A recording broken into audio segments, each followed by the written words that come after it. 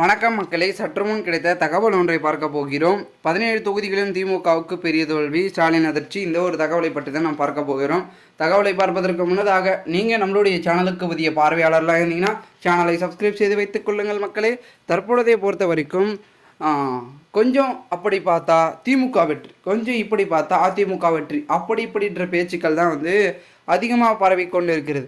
இது மட்டும் இல்லாமல் நிறைய விதமான கட்சிகளுக்கு தொகுதி வாரியாக இழுபறி என்பது இருந்து கொண்டு இருக்கிறது. ஓகேங்களா, பொதுமக்கள் மாற்றத்தையே விரும்புகிறார்கள் என்று பல கட்சிகள் சொல்லியிருந்தாலும் கூட மாற்றத்தை தேர்ந்தெடுத்துக்கிறார்களா என்று பார்த்தால் பொதுமக்களை பொறுத்த வரைக்கும் அதாவது பழைய வாக்குகள் புதிய வாக்குகள் அப்படின்றது இருக்குது. ஓகேங்களா, பழையசா போடுறாங்க, போட்டதே போட்டுட்ருப்பாங்க. இளை தலைமுறையினர் ஓகேங்களா, புதிய தலைமுறைகள் பார்த்தீங்கன்னா இப்போ தான் வாக்கு புதுசாக செலுத்தியிருக்காங்க இந்த 2024. அதில் பல லட்சக்கணக்கான வாக்குகள் புதிய மாற்றத்திற்காக போடப்பட்டிருக்கிறது என்று பலவிதமான அரசியல் கட்சி தலைவர்கள் சொல்லி கொண்டிருக்கிறார்கள். அதிலும் முன்னோடியாக திராவிட முன்னேற்ற கழகத்திற்கு அந்த வாக்குகள் அதிகப்படியாக வரவில்லை என்பது ஒரு யதார்த்தமாக சொல்லப்படுகிறது அப்படின்னு சொல்லிட்டு இருக்காங்க. ஸோ வரத்துக்கு வாய்ப்பு இருக்குது, வராதுக்கு வாய்ப்பு இருக்குது அப்படின்னு சொல்லி முடிச்சிட்டாங்க.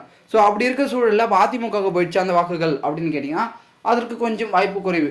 அப்போது பிஜேபிக்கு போவதற்கான வாய்ப்பு இருக்கா? அப்போ இப்பொழுது தான் வளர்ந்து கொண்டு இருக்கிறார்கள். அப்போ அவர்களுக்கு போயிருக்கா, இல்லை என்டிகேக்கு போயிருக்கா அப்படின்னு கேட்டிங்கன்னா அங்கேயும் போல இங்கேயும் போல எங்கே தான் போயிருக்கு அப்படின்னு பார்த்திங்கன்னா அவர்களுக்குள்ளே பேச்சுக்கள் போயிருக்கு.